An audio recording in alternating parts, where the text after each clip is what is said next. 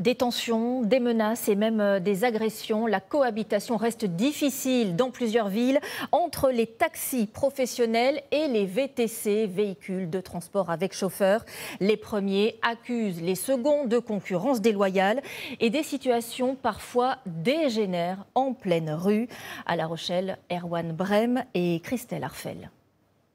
Regarde VTC, regarde, donne-la, viens là, on va regarder. Mais filme. Vas-y, regarde, filme. La vidéo ne dure que quelques secondes, mais elle illustre la tension entre un chauffeur de taxi et un chauffeur VTC. J'ai pris, comme on appelle, une béquille, effectivement, dans la cuisse. Après, j'ai eu quelques coups aussi au niveau du mollet. C'était il y a une semaine, à La Rochelle. Adrien, jeune chauffeur de taxi, se retrouve face à face avec un chauffeur VTC dans un endroit où il n'est pas censé travailler, affirme Adrien. C'est choquant, effectivement, d'en arriver là. Comme je vous dis, effectivement, c'est le fruit de plusieurs années de tension. Et moi, je viens tout juste de commencer mon activité. J'ai mis toutes mes économies pour pouvoir commencer. Ce n'est pas normal qu'on travaille dans des conditions pareilles.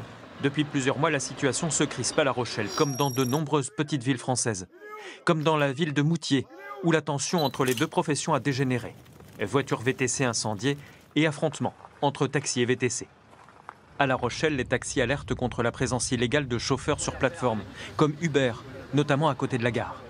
Donc là, il y a un VTC qui s'est mis en maraude électronique sur le parking juste en face de nous, de la gare, ce qui est totalement interdit.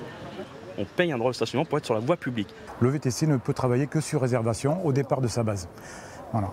Et il doit retourner à sa base après chaque trajet qu'il ait pris. Et du moment qu'il va prendre une réservation sur la voie publique, il va être en inégalité. Il fait le travail qui nous est réservé. Les chauffeurs Uber que nous avons pu rencontrer ont refusé de s'exprimer. Et pour ce chauffeur VTC classique qui ne travaille que sur réservation, il n'y a pas assez de contrôle. C'est trop facile, c'est une facilité de gruger, c'est à la portée de n'importe qui. Quand on se fait prendre, qu'est-ce qui se passe? Vous prenez quoi, 15 € de pénalité? Parce que le conducteur qui vient de Paris, par exemple, il va louer une voiture en nom propre. Mais la voiture en nom propre, on ne peut pas la mettre en fourrière. Enfin, la voiture de location, on ne peut pas la mettre en fourrière. C'est impossible. Donc les forces de l'ordre sont aussi vachement pénalisées pour ça. Ils n'ont pas de moyens de répression.